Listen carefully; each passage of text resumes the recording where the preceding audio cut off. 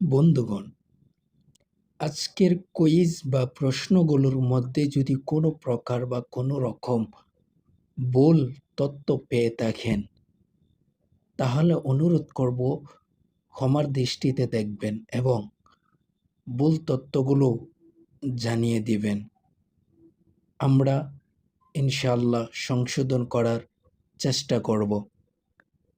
তাহলে চলুন ভিডিওটি শুরু করা যাক।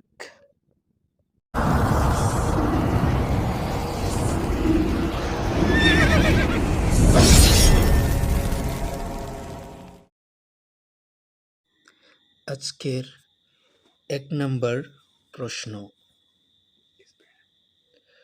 কোন দেশকে উদীয়মান সূর্যের দেশ বলা হয়? কোন দেশকে উদীয়মান সূর্যের দেশ বলা হয়? অপশনগুলো হচ্ছে রাশিয়া, জাপান, চীন, অস্ট্রেলিয়া। এইগুলোর মধ্য থেকে আপনি কোনটি বাছাই করে নিচ্ছেন কমেন্ট বক্সে জানিয়ে দিন।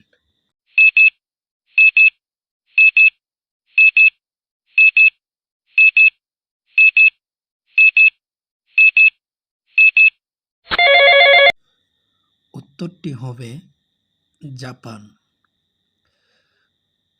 উদীয়মান সূর্যের দেশ বলা হয় জাপানকে।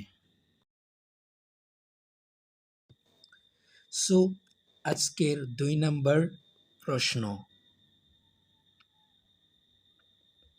মাউন্ট এভারেস্ট কোন দেশে অবস্থিত? মাউন্ট এভারেস্ট কোন দেশে অবস্থিত? অপশনগুলো হচ্ছে ভারত, ভুটান, নেপাল, পাকিস্তান। আশা করি আপনি কমেন্ট বক্সে আপনার গুরুত্বপূর্ণ মতামত জানাবেন কোনটা হতে পারে।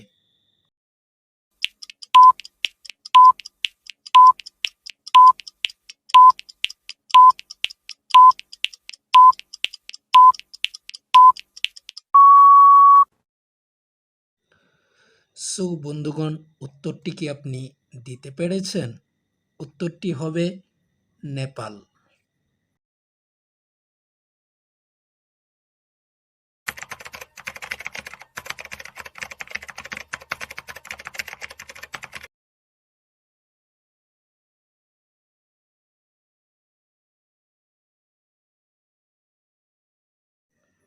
আসুন আজকের ৩ নম্বর প্রশ্ন আমরা জেনে নিই।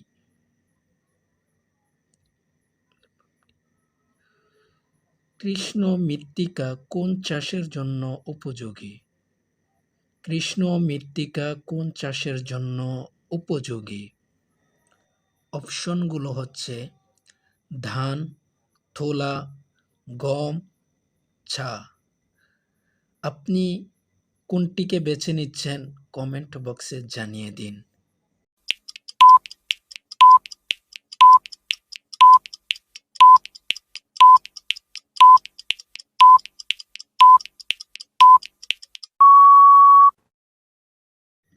কৃষ্ণ মৃত্তিকার জন্য উপযোগী হলো তুলা।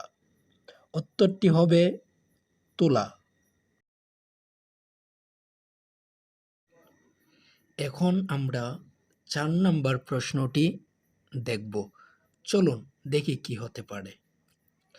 ভারতের কোন রাজ্যে মরুভূমি রয়েছে? ভারতের কোন রাজ্যে মরুভূমি রয়েছে?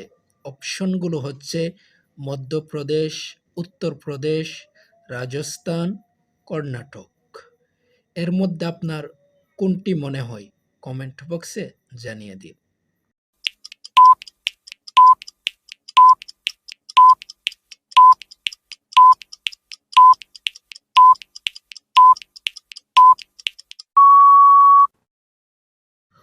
উত্তরটি হবে রাজস্থান।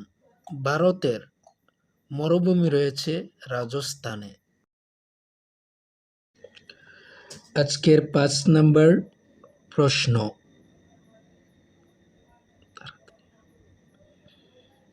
দুনিয়াতে থাকাকালীন কতজন সাহাবী জান্নাতের সার্টিফিকেট পেয়েছেন? দুনিয়াতে থাকাকালীন কতজন সাহাবী জান্নাতের সার্টিফিকেট পেয়েছেন? অপশনগুলো হচ্ছে ৫ জন, ৭ জন, ৯ জন, ১০ জন। আশা করি এই প্রশ্নের উত্তরগুলো আপনি খুব ভালো করে জানেন।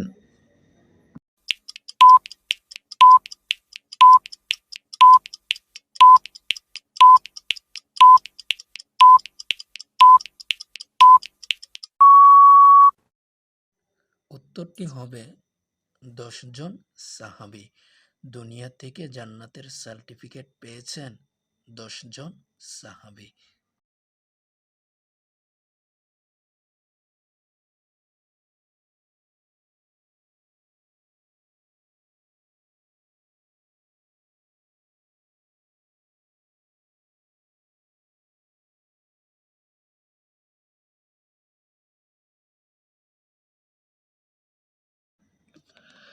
পৃথিবীর দীর্ঘতম রেলপথ কোথায় অবস্থিত? পৃথিবীর দীর্ঘতম রেলপথ কোথায় অবস্থিত? অপশনগুলো হচ্ছে রাশিয়া, চীন, কানাডা, পাকিস্তান। এর উত্তরগুলোর মধ্য থেকে আপনি কোনটি নিতে চাচ্ছেন?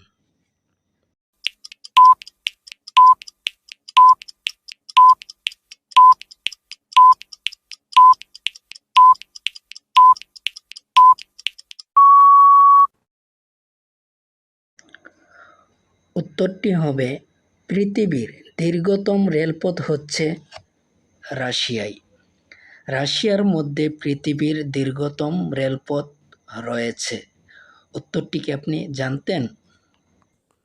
সকলের আগে আপনার কাছে ভিডিও পেতে চ্যানেলটি সাবস্ক্রাইব করে দিন, পাশে থাকা বেল আইকনটি অল বাজিয়ে দিন।